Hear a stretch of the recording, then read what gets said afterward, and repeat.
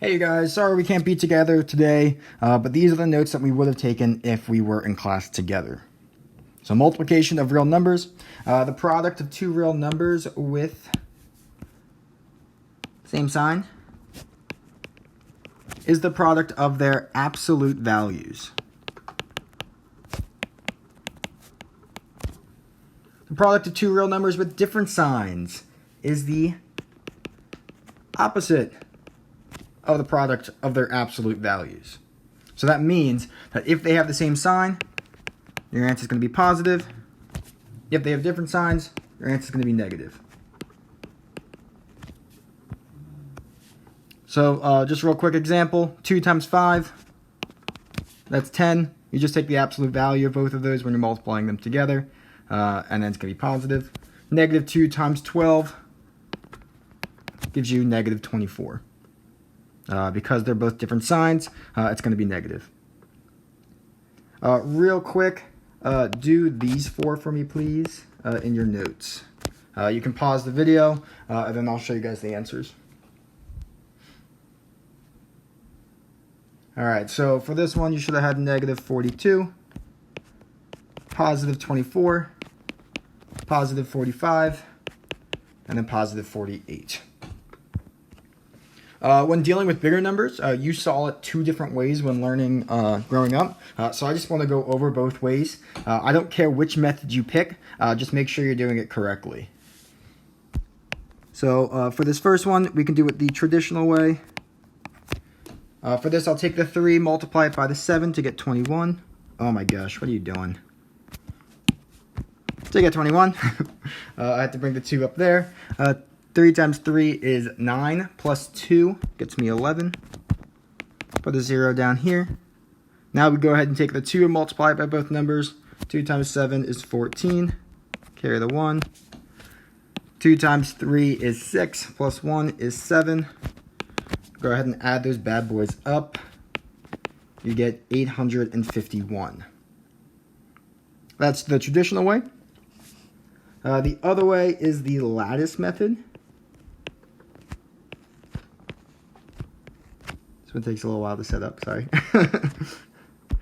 2, 3, there we go, okay. So first we're going to start with 7 and 2, multiply those guys together, that's 14. 7 and 3 is 21, 2, 1. 3 times 2 is 6, so we have 0, 6. And then 3 times 3 is 9, 0, 9. And then you just go ahead and add up all these little diagonals here. So I got 1 here, 9 plus 2 plus 4 gets me 15. I need to carry the 1. And I have 1 plus 1 plus 6, which is 8. And there's my fancy little answer, 851. Again, I don't care which way you do it, just do it.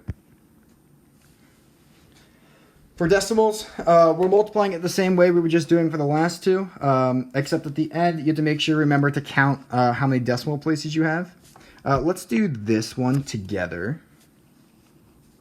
So I have 2.8 negative times 9.23. You do not need to line up your decimals when multiplying. You get 24 when you multiply these two together. 6 plus 2 is 8. I'm going to go ahead and add a 0 at the bottom.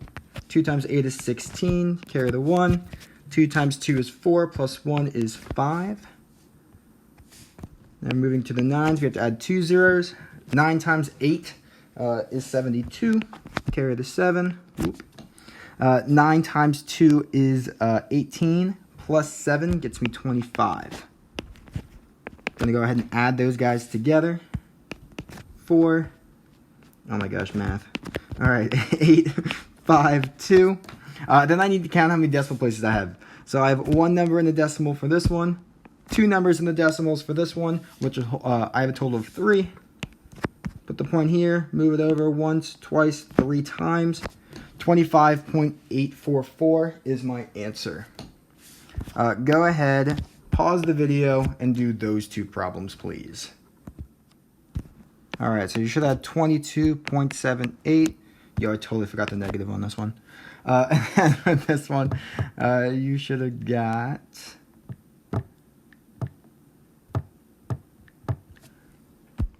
7. 7.6756.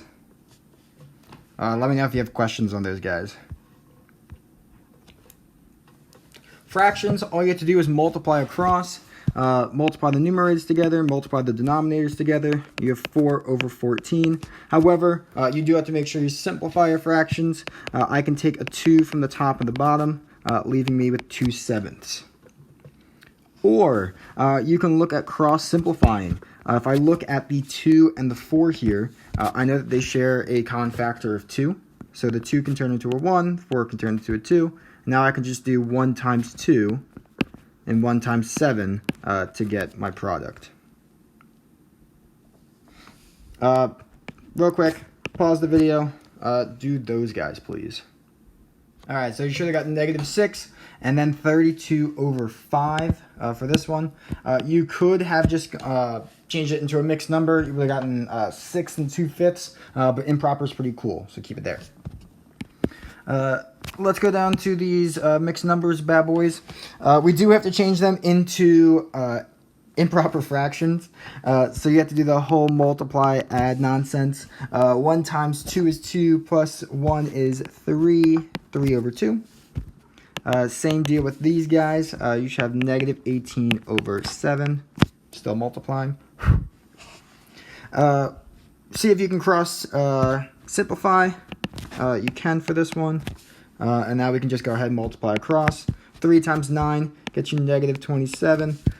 1 times 7, 7. That boy's pretty simplified. You could go ahead and change it into a mixed number. But I like this one, so you're good. Go ahead, pause the video, and try this guy out, please. I really hope you paused it, because if you didn't, I'm on to you. So, you go ahead and multiply these and add it to that. You should have -28 over 9. Same deal over here. 51 over 8. See if you can cross simplify. I know these guys can be factored out by 3. 17. And then these guys can take out a 4. Whoa, that's not right. Stop it, bro. 7. This is a 2. Now we go ahead and multiply across. 3 times 2 gets me my 6. And then 7 times 17 is equal to 119.